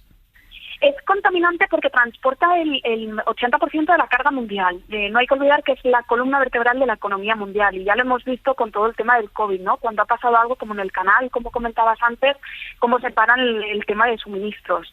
Entonces, la cosa está en por el método de transporte es más sostenible que el resto de métodos de transporte, porque transporta más carga y el impacto de esta carga es mucho menor en tema medioambiental, ¿no? Imagínate un coche, ¿cuánta carga puedes meter en un coche, en un camión o en un avión? En un barco entra tantísima carga que, aunque si bien es cierto, como mueve el 80% de la carga mundial, contamina mucho, sí que es cierto que la contaminación por tonelada transportada es más bajo que otros métodos de transporte. Tampoco hay que olvidarnos de eso, ¿no? ¿A ti qué te pareció, Jaime? A mí me parece maravillosa la historia, y maravillosa la historia de Cristina, ¿no? Que ella es una niña que lo que le gusta es resolver problemas, encuentra en la ingeniería un ámbito maravilloso, pero como tú dices, esa inquietud la lleva incluso a escribir a la NASA diciendo que qué tipo de profesiones hacen falta. Tú, Cristina, mirabas al espacio porque escribías a la NASA y acabas pensando en soluciones para los barcos. ¿Cómo haces este trayecto? Pues eso es lo bonito, ¿no? Eso yo escribí a la NASA cuando estaba en educación secundaria obligatoria, y recuerdo que no sabía muy bien, yo quería hacer matemática y no sabía muy bien a qué me podía dedicar siendo matemática, y me gustaba la parte de espacio, ¿no? Y les escribí por saber si ahí había lugar para mí. Años más tarde acabé estudiando Ingeniería Aeronáutica en la Universidad Politécnica de Cataluña, y de alguna manera vi que la solución en el sector naval no se encontraba en la industria como tal, sino que estaba fuera de ella en la industria aeronáutica, ¿no? Yo veía las salas de avión, había estado 5 años estudiándolas, y dije, ostras, ¿y por qué no ponerlas en barcos, no? Y bueno, un poco con esa idea, ¿no?, y con ese conocimiento, y pues traerlo a un sector que no era el mío, pero donde había cabida, ¿no?, para esta solución. ¿Y estas velas ya están funcionando? ¿Ya hay barcos que las llevan? Pues mira, el primer pesquero en el mundo en llevar una vela moderna, ¿no?, que le podrías llamar, y es un barco que es propiedad de la Organización de Palangreros de la Guardia, y el barco se llama Balbeiro II, y es un palangrero que está operando en aguas de Panamá. Ajá. Y está ya lo lleva. Sí, esta ya lleva el sistema. En septiembre integramos otra segunda unidad de mayor tamaño y totalmente abatible en el barco de la Fura dels Baus, que es un barco teatro que dará la vuelta al mundo con esta vela y llevando los objetivos de desarrollo sostenible. Y es un barco de tipo carga, obviamente reconvertido, pero de mayor tamaño. Nuestro objetivo es llegar a barcos de mayor tamaño más centrados en el segmento de cargueros, ¿no? Cristina, muchísimas gracias. Enhorabuena por la iniciativa, por haber conseguido lo que querías. Muchísimas gracias. Gracias a vosotros por darle visibilidad a estos proyectos y bueno, muchísimas gracias. Un beso, hasta luego. ¿Hay algún otro proyecto que te llamara la atención? A mí este me parece fascinante. Este es fascinante. Además, están en el camino de utilizar estas velas para barcos generadores de hidrógeno, ¿no? Barcos que solo tengan estas velas y que estén fijos en el mar y que sean generadores de hidrógeno como combustible del futuro. Yo creo que todos los proyectos son interesantes. A mí, por ejemplo, me llama la atención otro también en Barcelona, que lo que propone es sumergir los centros de datos, estos superordenadores, sumergirlos en líquido. De esto me hablaron cuando estuvimos de visita, que hicimos un programa desde el supercomputador, porque claro, esto gasta una cantidad de energía impresionante. Por la refrigeración. Hay una empresa en Barcelona que se llama Submer, que lo que hacen es sumergirlos dentro de líquido. Además, por supuesto, ahorras en refrigerar, pero además el líquido caliente puede generar otra vez energía. Entonces creas un ecosistema circular en torno a la energía. Creo que ya tuvisteis aquí a Pablo Vidarte, que estuvo con Iñaki, que también aparece en el artículo, que proponen generación biológica a través de las plantas de electricidad, además con una visión súper bonita, ¿no? De ciudades alimentadas por sus zonas verdes, ¿no? que generan esa energía. Y en el punto de la salud hay muchísimas aplicaciones. Comentábamos este dispositivo Accurable, que es el que comentábamos de Imperial College, que permite detectar enfermedades solamente poniéndote una cosita en el cuello. Y hablamos también de Neuroelectrics, que trabajan con temas de mejora cerebral. Importante también ver los retos que nos cuentan, ¿no? Y los problemas que se encuentran, que a veces creemos que esto es maravilloso, pero se enfrentan con muchísimos retos. Uno, el de la inversión, que parece que es más fácil encontrar inversión para estos proyectos de hacer millonarios. Debería ser, exacto. Y sin embargo lo tienen muy complicado a veces, y son proyectos que a veces se consideran ciencia, a veces tecnología, están en ese limbo, que a veces es complicado. Y luego las reticencias, por ejemplo, en el sector médico, que encuentran en ciertos lobbies, ¿no? Como, claro, cuando tú desarrollas una herramienta de diagnóstico, hay mucho laboratorio, que esto le hace una gracia relativa, ¿no? Uy, no, que nos van a quitar el negocio a nosotros. Claro. Jaime García Cantero, hasta la semana que viene. Hasta la semana que viene, Ángeles. Somewhere beyond the sea, somewhere waiting for me, my lover stands on golden sands and watches the ships that go sail. Hoy por Hoy Magazine. Ser Podcast.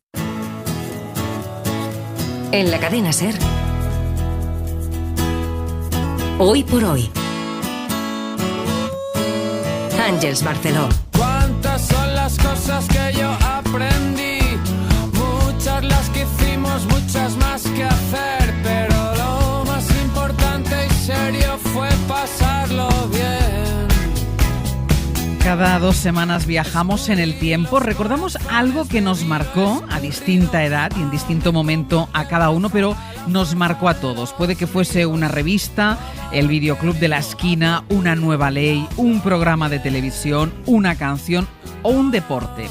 Y hoy nos vamos a quedar con este último. Vamos a recordar qué pasó, cómo y por qué y a quién. Porque conjugamos con diferentes personas esta sección del programa que llamamos Pretérito Pluscuamperfecto y en la que cada 15 días nos ayuda a recordar a Nausleana. Hola. Hola, Ángels. Hemos dicho que nos quedamos hoy con un deporte. ¿Con cuál? Si te digo Reynolds Banesto, ¿sabes de qué hablo?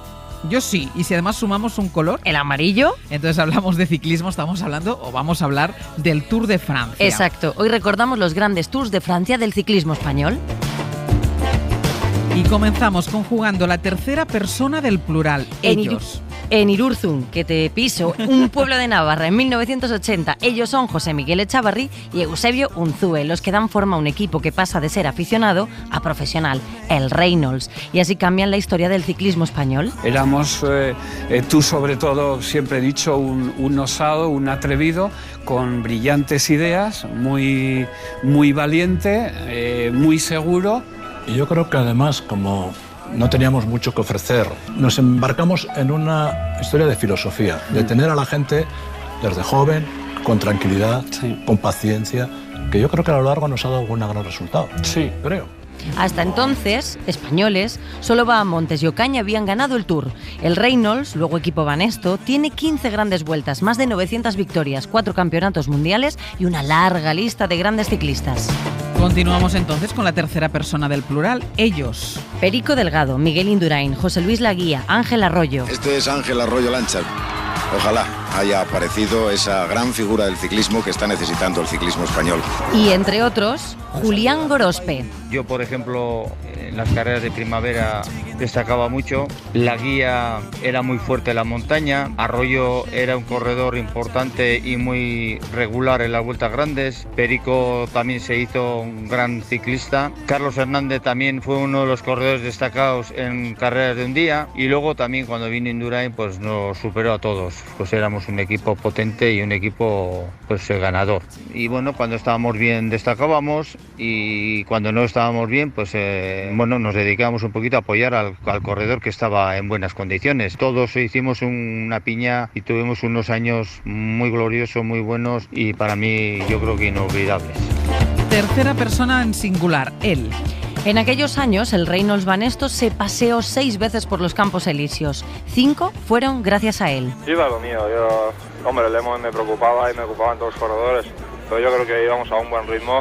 Confiaba en las fuerzas que llevaba yo, aunque llegaba un poquito cascado. Miguel Indurain fue ganador del Tour de Francia 5 veces, desde 1991 a 1995. Es el único que lo ha conseguido de forma consecutiva. La primera victoria de Indurain, por tanto, en su historia del Tour de Francia, en 1989 en Ponteretz. Además, ese día... Indurain está considerado uno de los mejores ciclistas de la historia y el 8º mejor del Tour de Francia.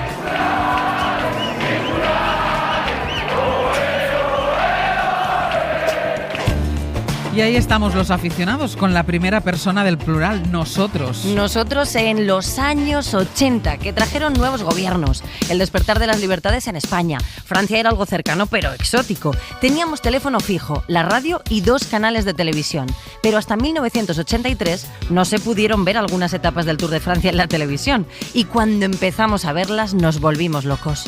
Cuando nació el Reynolds, nació Alejandro Valverde. Y 2 años después, nuestro compañero Borja Cuadrado, hoy voz del Tour en la cadena SER. Yo empecé con 9-10 años a ir a ver carreras de mi primo cuando era juvenil, luego no llegó a profesionales, pero yo ya empecé a ver el ambientazo que había en los pueblos por aquel entonces, desataba pasiones de verdad el ciclismo y a la vez Miguel Indurain empezó a ganar el Tour. Entonces, bueno, pues ese cóctel para mí fue tremendo y entonces a mí se me vieron en la cabeza muchas cosas de esos años. Ayer el Tour pasó cerquita de un pueblo bretón llamado Saint-Brieuc. Pues yo me acordé y me hizo recordar mi niñez que el 5º Tour de Miguel Indurain, el último, pues partió de ese pueblo bretón, de Saint-Brieuc. Pues cosas de estas, ¿no? Eran años en los cuales la gente se volvía loca. Mucha gente ponía la radio para saber cómo iba el Tour de Francia, compraba el periódico el día en el que arrancaba la carrera para poder tener la lista de corredores y recortarla, porque no había internet por aquel entonces. En fin, son muchos recuerdos, es una época muy especial y sin duda alguna pues marcó a una generación. Todos de alguna forma pedaleábamos en los 80 y los 90 y así hemos llegado hasta aquí. Bueno, pues en primera persona del singular nos lo va a contar Melcior Mauri, que debutó como profesional en el Reynolds en 1987. Melcior, ¿qué tal? Buen día. Hola, buenos días. Déjame, antes de que comencemos a hablar de aquellos años, que sume a la autoridad del ciclismo en la cadena SER. Me voy a poner incluso de pie, me voy a levantar de la silla. Íñigo Martínez, ¿qué tal? ¿Cómo estás? Buenos días. ¿Todo bien? Todo bien, todo bien. Melcior, tú formaste parte de aquellos años de los que hablábamos ahora, que recordábamos con Ana Auslé, los de la eclosión del ciclismo en España. ¿Qué pasó? ¿Qué provocó que eso pasase? Que, como decía Ana, pedaleáramos todos. Mira, yo creo que fue una cosa con progresión, ¿no? O sea, yo los años anteriores a mi aterrizaje en el campo profesional, pues tampoco lo recuerdo muy bien, ¿no? Pero está claro que sí que pude vivir en presencia, pues un poco esos ya años de Ángel Arroyo, donde ya nos empezó a llevar a ese gusanillo del Tour de Francia. Luego Pedro Delgado, donde ya consiguió esa victoria, y como no, la aparición de Miguel Indurain con esos 5 tours, ¿no? Yo siempre digo que en esos momentos, sobre todo la época de Miguel Indurain, el Tour de Francia era un complemento de las vacaciones. O sea, no solamente los aficionados, a las personas que les gustase el ciclismo, sino yo creo que en general todo el mundo era, vamos a comer, que hay que ver el Tour. Las tardes, las sobremesas de verano, incluso las siestas de verano, escuchando o viendo el Tour de Francia. Exacto, sí. ¿Tú cómo llegas al ciclismo, Melcior? Bueno, yo llego a través de mi hermano, Juan, fue el primero en casa que empezó a andar en bicicleta. Yo era muy pequeño, yo tenía 6, 7, 8 años, le veía a él salir, y yo a los 9 años empecé también, le dije a mi padre si me podía comprar una bicicleta, y a esa temprana edad empecé a andar en bicicleta, y luego empecé a correr en alevines, benjamines, alevines, infantiles, cadetes, juveniles, y tuve la gran suerte de ir destacando en todas las categorías donde iba pues aterrizando, ¿no? Evidentemente, a medida que iba pasando a categorías superiores, cada vez había mucha más competencia, las carreras eran más o bien nacionales o internacionales, y eso pues hacía mucho más difícil conseguir victorias, pero a esa temprana edad empecé. Íñigo, ¿y tú a qué atribuyes ese boom que se vivió en su momento, bueno, y que sigue? Yo todavía cuando te escucho a ti con las llegadas de las etapas y todas esas cosas, ¿a qué se atribuye ese boom? Bueno, yo pienso... Perdona, voy con Íñigo, Melchor, voy contigo. Íñigo, di. Melchor, que le levantó una Vuelta a España también a Miguel Indurain, ¿eh? Se atribuye, yo creo, a un momento, primero que comienza con Pedro Delgado en el 88, llevábamos mucho tiempo sin rascar bola en Francia, y gana el Tour, además un corredor épico, ¿no? Que sufría, que atacaba, que se dejaba ver, yo creo que muy del gusto de los aficionados. Y luego, pues cuando surge la locomotora de Villava, claro, eso de pintarle la cara a los franceses en su casa como que nos gustaba mucho, ¿no? Y teníamos un corredor que barría, que arrasaba, no solo un corredor, porque no solo era Miguel Indurain o su equipo, el Banesto o el Reynolds, era...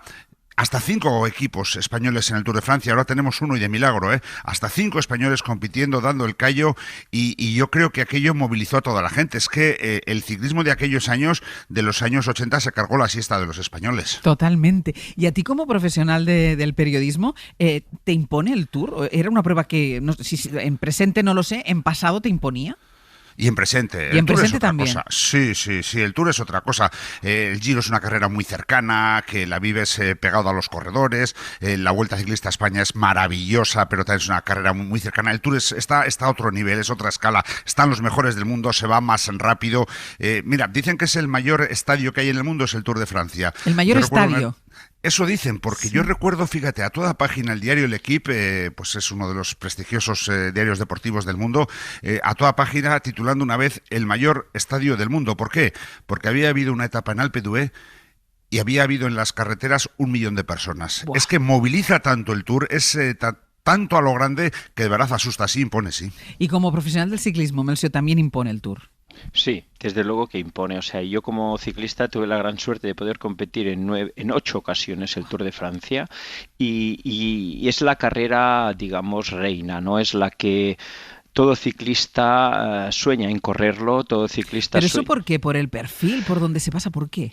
Quizá por la zona, el lugar donde está ubicado, en verano, en época vacacional, donde el público aficionado al ciclismo intenta aprovechar sus vacaciones o parte de sus vacaciones para ir a ver el Tour, y es que magnífica, es impresionante todo lo que mueve el Tour, la caravana publicitaria, hay gente que horas y horas antes busca un lugar en la cuneta, en un sitio donde pone pues su picnic, y ahí espera a pasar la caravana, a pasar, y la carrera pasa en un plis-plas y se acabó, pero han vivido ese día, su día del Tour de Francia. Fíjate, Ángels, que en la Plaza de la Concordia en París, cuando el Tour llega todos los años y se dispone a hacer la vuelta por los Campos Elíseos, hay que pasar por un túnel.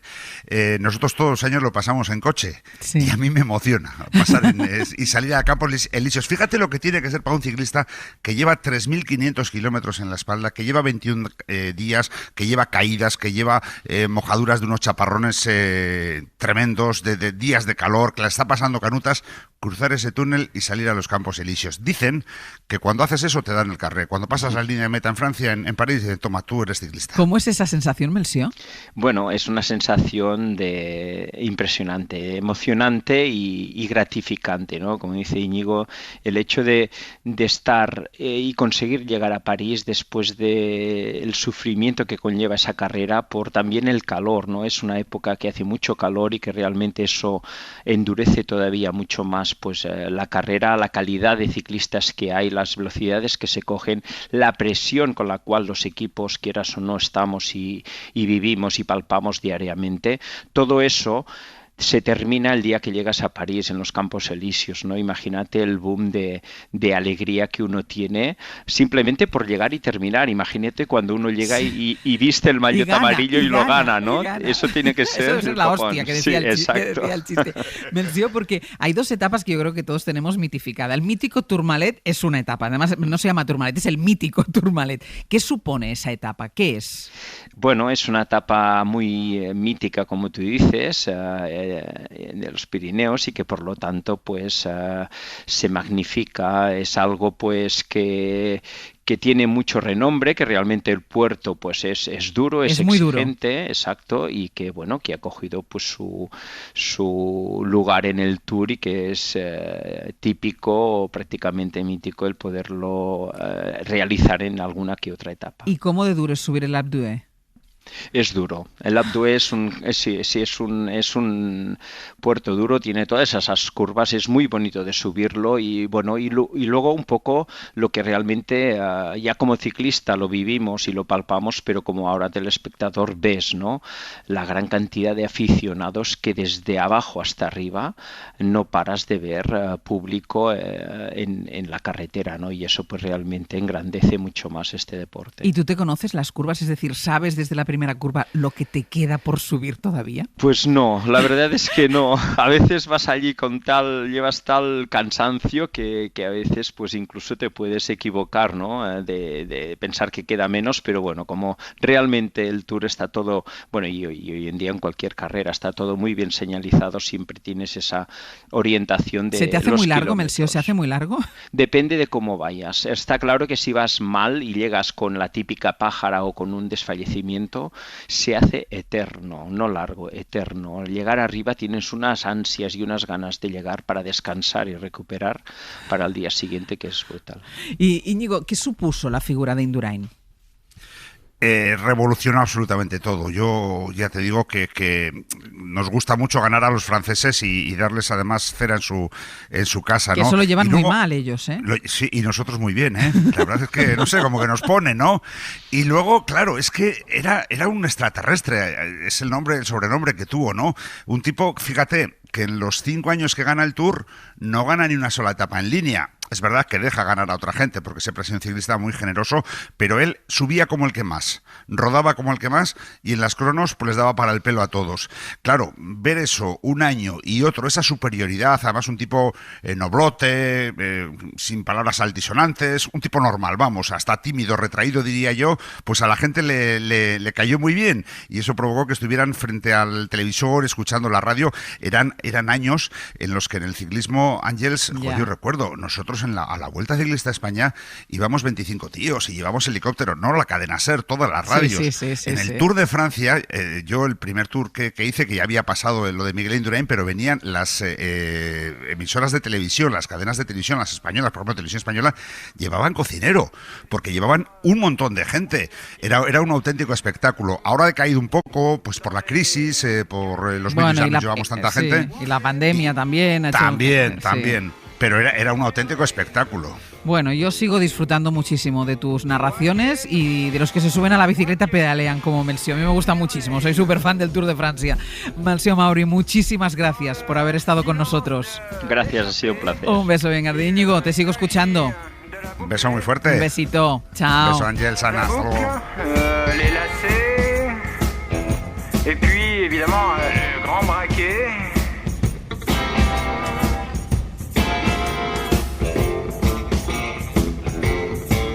Alors demain, l'attaque au train, et puis haut les mains. Demain, le bouquet, les baisers, et puis évidemment, la marche à pied. Un Wacken, Indurain. Wacken.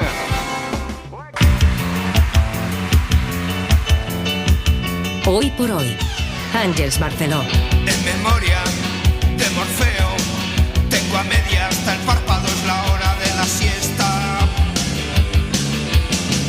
Veo un tronco y una sierra y un rebaño de ovejitas y un montón de setas. La Coca-Cola sin cafeína, el Nescafé descafeinado y la cama ya me espera. Horizontal o vertical, yo prefiero horizontal y a dormir a pierna suelta. No sé por qué, pero imagino de qué habéis estado hablando hoy. Mira, fíjate, De dormir. menos tú, Sastre y Bayo, no sé, porque ¿alguien está controlando esas vacaciones? Vale. Se nos está yendo de las manos. Sí, correcto. ¿Dónde está Bayo? De espíritu Es que no está se aquí sabe. con nosotros. Es un tema más del que no les gusta hablar en la parte de arriba de los poderes. No se trata, es muy delicado. No nos hablamos los unos con los otros, Pepe, ya lo sabes. Menos vosotros que sois disciplinados, a nosotros nos costó mucho irnos a dormir, porque ayer hubo un tema muy fuerte. Hoy ha venido Pepe Rubio al pasillo gritando: es que no hay derecho, no puedo descansar. Que yo he pensado, perdona, tú narraste ayer el partido para la SER, porque te puedes también ir a dormir, como han hecho Ángel, Sastre y Bayo, que Dios lo tenga en su gloria. ¿Qué pasó? Pues que, oye, estaba ya amargado. Alguien no, y alguien O sea, debe- no sois disciplinados. No, yo no pude. Pero yo con gusto, y tú con... No, y hubo un momento que yo digo, ya me voy a la cama. Cuando me marcó Pogba el tercer gol, el 3-1, digo, bueno, ya está hecho esto. Y empecé a prepararme para irme a la cama. Cuando escucho ¡gol de Suiza! Digo, esto está muy mal. Esto hay que aguantar un ¿Te poquito levantaste más. otra vez? Y entonces me fui a la tele otra vez, me puse la tele y ya cuando ya empatan a 3 digo, Dios mío, bueno. Otra noche perdida. Otra noche perdida, mañana no voy a estar. En fin, una locura. Del equipo solo os pasó a vosotros dos esto. No, Ana también lo vio. Tú también lo viste, Ana. Y yo me Ay, quedé Pascu. yo hasta la 1:30 de la mañana sin dormir. De hecho, con la adrenalina lo pasé peor en el partido de Francia y Suiza que en el Es de que España. el problema de quedarse a verlo Es el post. Es el post. Sí, Esto a mí total. me pasó en el primer partido Total. de España, Pero- que luego no podía dormirme. Ah, pues no puedes dormir, porque yo Claro. ayer lo vi solo y no tengo que hacer ningún post con nadie, que era el post. No, pero te quedas con los No, la nervios. situación, la adrenalina. Claro. Sí, es como si jugaras tú, porque, claro, estás tenso. Pero, y tú Sergio- tiras los penaltis también, aunque no los tires. Y si lo ves solo, ¿con quién lo comentas? ¿Eres de WhatsApp, de Twitter? No, de no, ¿Tú no. contigo mismo? No, Hombre, el partido de ayer tenías que comentarlo con alguien, No, aunque sea el Con Bayo, vecino. lo comentó con Bayo. Le puse a Bayo y no, es que de verdad, no contesta. Está fuera de cobertura, yo creo que no está en España. Pero en serio, que alguien mire eso, ¿eh? Lo de Bayo. Hace como 4 semanas que no está aquí.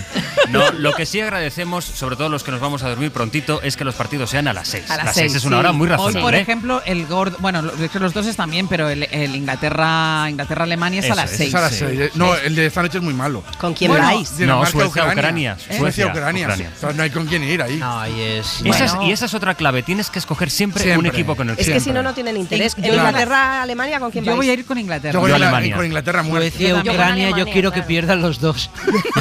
Es imposible. Ya, pero eso es imposible. Yo con Inglaterra. Y en Inglaterra el forever. segundo con Suecia. Sí, siempre con los suecos. Por la tienda de Pues porque muebles. sí, porque nos han hecho mucho por bien. Ikea. Claro. Por Ikea nos ha ayudado a amueblar Sí, Vale, porque perfecto. Ucrania no nos condiciona mucho la vida. diaria. Mira a tu alrededor en el salón y ya sabes con quién vas. Son suecos. Exacto. ¿Y Bayo? ¿Con quién irá? Con los dos. Bayo con todos porque es todo internacional. Exacto. Claro, eso sí. No puede. Tiene un lío en la escoger. cabeza. Es lo que Cada no le vez que gusta una es selección España. pierde, se pone a llorar. Bayo, pronúnciate.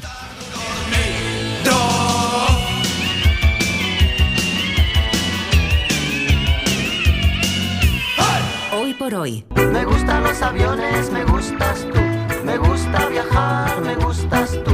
Me gusta la mañana, me gustas 2 minutos y medio y nos vamos. Eva, ¿qué has escogido? ¿Has sido tú la que has escogido el último compás? He escogido a María Martínez Torres, la directora del CENIE, paleoantropóloga. Nuño le ha comentado que los Homo sapiens somos una especie de Frankenstein con restos genéticos de las otras especies de Homo con las que convivimos en el pasado, y ella ha hecho un comentario muy interesante sobre el mestizaje. Creo que es una enseñanza también importante, ¿no? Porque ahora ponemos barreras entre los grupos humanos, ¿no? Nos cuesta relacionarnos incluso con grupos que pertenecen a nuestra propia especie, y resulta que ese mestizaje, esa mezcla con otras poblaciones que las que podíamos suponer incluso que las barreras biológicas eran mucho mayores incluso que las culturales que nos ponemos hoy en día, de esa mezcla hemos ganado ventajas que precisamente nos permitieron pues salir de África y adaptarnos a cualquier situación. Y También te digo que cómo debían ser los guiones de esos Homos, porque también debían hacer el Hoy por Hoy, ¿no? A su manera. Seguro. En otro horario, seguramente, pero sí. ¿Cómo debía ser eso? Bueno. ¿Qué voy a hacer? Je ne sais pas. ¿Qué voy a hacer? Je ne sais plus. ¿Y quién se encarga carga. Sergio, ¿asumes tú otra vez la responsabilidad No, de cagarla? no, ¿Asumes no, la no, responsabilidad Por lo de que cagarla? sea, no Yo solo repite. quiero decir que ayer dimos paso a Radio Castilla de Burgos, a Rosalía Santaolalla. No, eso lo estás diciendo No, ahora. Ayer dimos porque paso a otra ayer persona. manejaba un guión de Pepe Rubio que era muy gracioso con los equívocos y a mí no me gustó y ya queda esto reparado. Yo y la persona y la persona a la que se va a dar esta oportunidad es Ana Usle. Adelante. ¿Qué vamos a ¿Con saludar? guión de Ana Usle o con, Con guión de Pepe Rubio? Es pero que ya ayer- más serio. Ayer la verdad es que se la jugamos a Sergio. Venga. Hoy vamos a saludar a María Luis García Marialu. en Radio Irún. María Luis. María Luis. Sí, María Luis, que además hoy están celebrando San Pedro y mañana San Marcial. O sea, están de fiestas grandes Es que verdad. no se van a poder celebrar del todo. Pero Vale. están los balcones decorados y seguro que harán un programa Pues fabuloso. gran hoy por hoy en Irún con María Luis. María Con Luis María García. Luis. ¿Conocemos algún Pedro? ¿A Pedro aquí en este ¿Y, programa? ¿Y un Pablo? algún Pablo? Déjame No me pensar. viene ninguno a la cabeza. ¿A Bayo cómo era de nombre? ¿Cómo es Bayo? Rodrigo, ¿no? ¿Cómo es Bayo? Rodrigo Bayo. Pero su santo no es, ¿no? No, no es santo para nada. Hasta mañana, a partir de las 6, sin Bayo, creo. Pongan el despertador.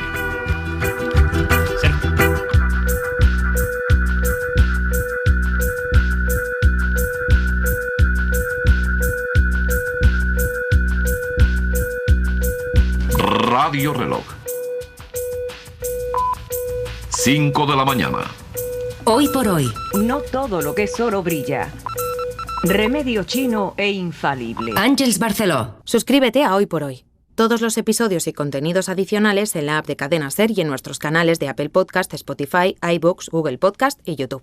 Escúchanos en directo en la SER de lunes a viernes a las 6 de la mañana. Cadena SER. La radio.